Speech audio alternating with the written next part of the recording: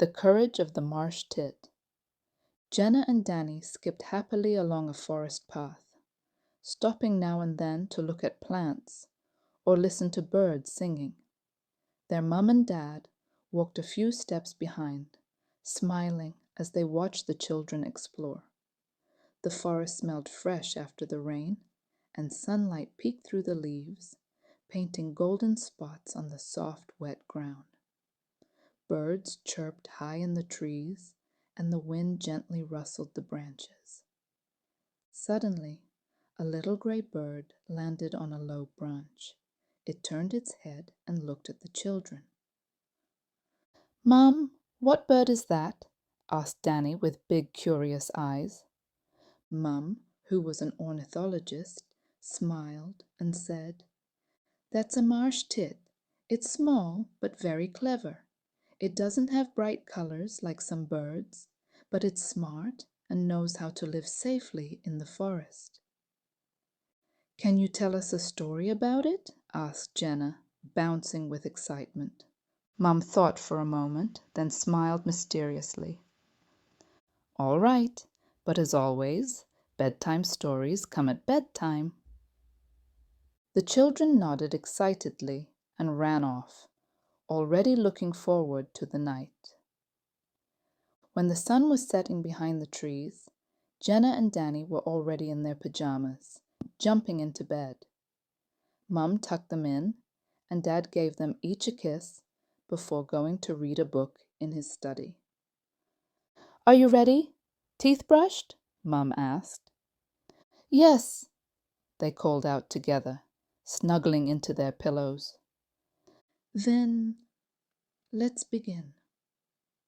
The sun peeked out from behind the clouds and shone on the raindrops hanging on leaves and twigs. The air was fresh with the smell of wet earth and flowers, and the wind tickled the grass on the meadow. After the big storm that passed through Bird Valley, life was slowly returning to normal. But for some birds, everything had changed. The marsh tit sat on a broken tree trunk, where her home had been just yesterday. The hole in the tree where she had raised many chicks was now smashed and gone. Luckily, her babies were safe, but they no longer had a nest. "What do I do now?" she whispered sadly. A nearby sparrow nodded gently. "You always stay in one place. Maybe this is a sign to look for a new home," chirped the sparrow. "A new home," said the marsh tit, worried. "I don't know if I can—" Just then, a cheerful blue tit flitted in and chirped brightly. "Don't worry. I'll help you find the softest moss and the fluffiest feathers to build a new nest." The marsh tit paused, then took a deep breath. "Thank you, but I think I need to try something new. I've always stayed in the same tree because I was afraid to change. But now it's gone, and my babies need a safe place. I have no choice." The other birds looked surprised. The marsh tit was always shy and quiet, but now she sounded strong. "I'll go find a new home," she said, even though her heart was beating fast. A big black crow cawed from a nearby branch. "That's brave. If you want, I'll go with you and show you some places I know."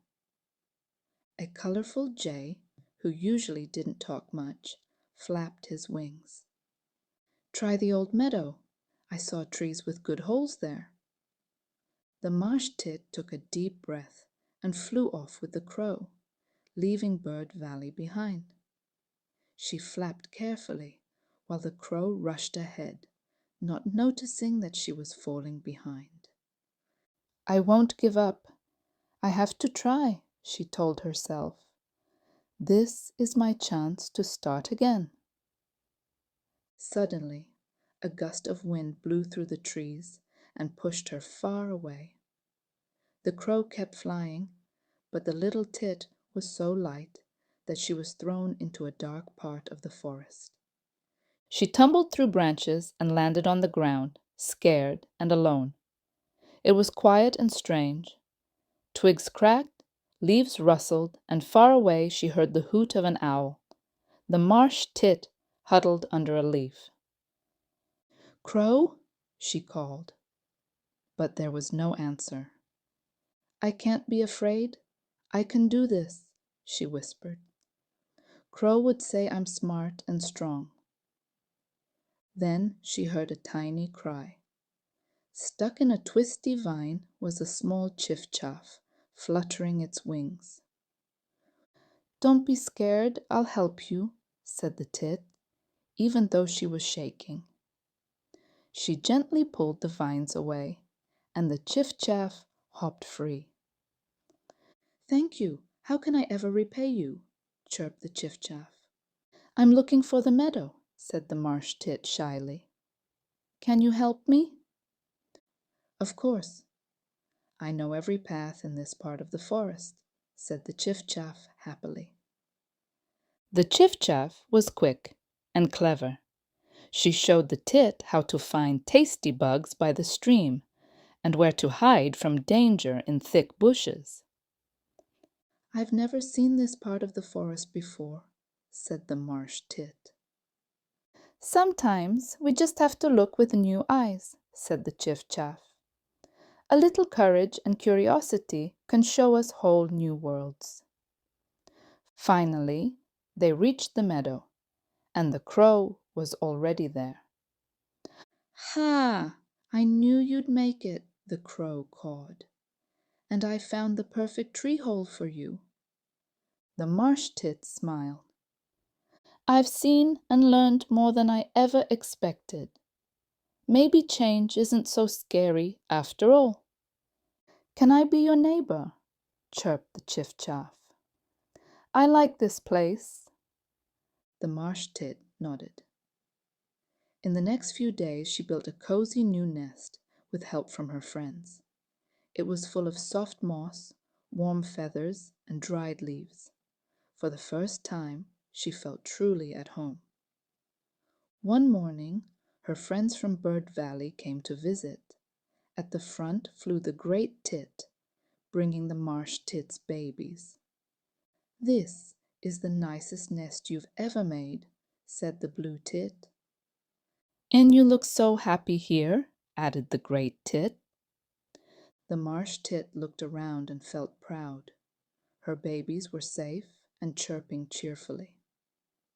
"Sometimes we need to try something new to find something truly wonderful," she said, her eyes shining. The chiff-chaff giggled from a branch. "And it's always better with kind neighbors." The marsh tit looked up at the evening sky. The sun was setting, painting the clouds pink and orange. Birds tucked their heads under their wings. Leaves swayed softly in the evening breeze. The marsh tit snuggled into her new nest, her babies asleep by her side. She felt warm and peaceful. She closed her eyes and fell into a deep, sweet sleep.